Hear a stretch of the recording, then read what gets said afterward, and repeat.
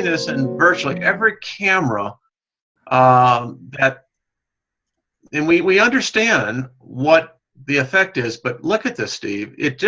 I remember when I started seeing these rose petals, and that's what I call them. I guess I started seeing them, almost a year ago when we started seeing it. It was just very random, and they mostly came from the southern hemisphere. Right. Yeah, exactly right. And it was usually, if I caught them in the north, I would catch it at sunset. Yeah, yeah. And I still say that I think what we're seeing is the grid pattern. The more that we see of these, we've seen enough of this that it's almost like this is an artificial grid pattern back here, and this is what we're catching. Or intentionally refracted light. Yes, sir. Yes, sir. Yeah. Okay, there we go. What did you do? What's that? I was like, what did you do now? I saw you like all blacked on a site there. Yeah, they took down the one site, brother, and I don't understand. This is, I'm going to say, I'll turn it back over to you. I have something else. I just can't find it at the moment. Oh, did you look at the fireball report? I didn't, but I saw yours came up, the fireball report, and then that's what I was referring to the subscribers, for them to go, and if you're in that area and you saw anything, I am. Yeah. Yep. Look good. Yeah. Where are you? Are you gonna want to take the screen again, or is it my turn again? It's your turn. You can take it. All right. So Wayne and I are working out our handoffs. We're going to get a lot better at this over time. We've been doing it already for almost a whole year. So. Yeah, I'm still learning to ride the bike. Right, that's what we're doing. Anyway, check this out. Again, back to that theory that we have, where whatever the object is, when it gets when this wave of energy gets to its closest point to our sun, at least on that, in this case, that hemisphere of the sun, that it basically connects a very, very strong magnetic wave over here. And my prediction is it will weaken and weaken and weaken as it gets further away from that object, and may or may not hit the Earth in a big way. Well, I think we've done enough reports on near-Earth objects that anyone that tries to debunk that, I just say, well, then go talk to the United States government. They have officially said it's not if, it's just a matter of when. Right? Yep. And so I would say the other thing I was looking at was just the activity on the ACE density satellite. Yes. This thing has been bouncing all over the place. This is as of today. I'll update it for right now, but you can see there's a lot of activity on there. Wow. All right, so we have to ask ourselves, we don't manufacture this data. If someone wants to argue the data, well, then go to the source. Don't go to us. We're just showing you what's out there. We didn't create this. Yeah, the Steiger-Olson report strictly says that we comment on the news. We don't write a lot of news. When we're commenting on, we're just looking at this stuff and saying, we know that the ACE satellite is our last bastion of warning. And it tells us the overall density of what's coming off the sun towards the Earth, and it gives us a good idea. And it's no coincidence that we've had a 7 plus earthquake in the last 24 hours, Wayne. I mean, again, I think that the people that I credit for teaching me this are people like Ben over at WSO and BP Earthwatch and those kind of folks. And thank you for teaching us about that. But now I'm looking at it and I'm watching it really close, and I'm saying, why aren't we reporting on this stuff? Yeah, exactly. I mean, it's a confluence of a lot of different things coming together at the same time. Look, Wayne, this is getting into the very highest end of this band here. Do you understand? Yes, sir, I do. That's not coming from our sun, guys. It's coming from outside of our sun. Okay? I'm not making this up. Just be aware. Heads up. Oh, I shouldn't say that. I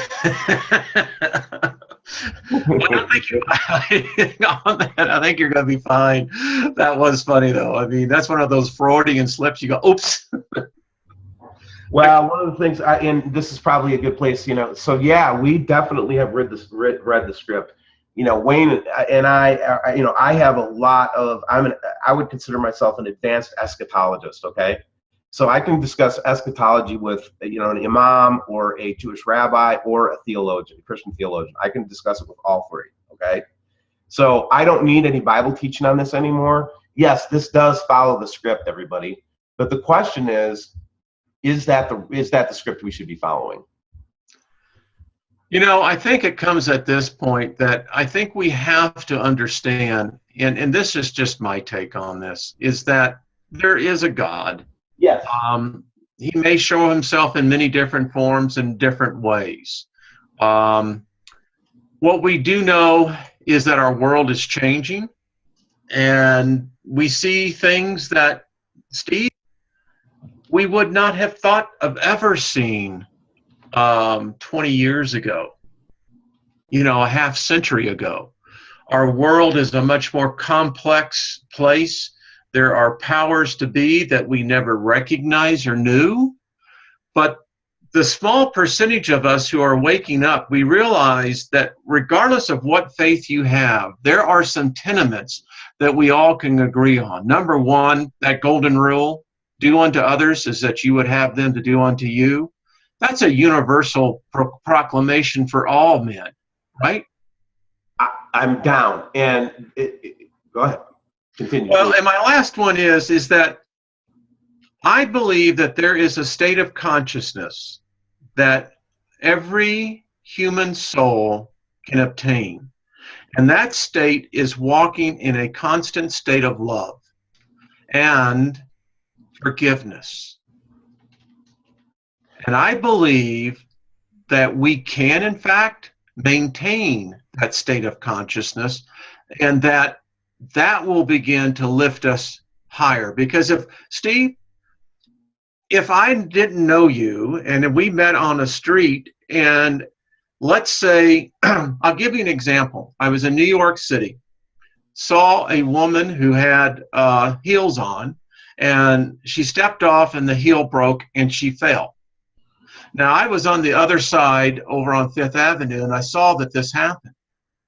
Do you know that not one person went there to help her? I ran across the street. I helped her up. And even then, when I was helping her up, she almost looked at me as though I was going to hurt her.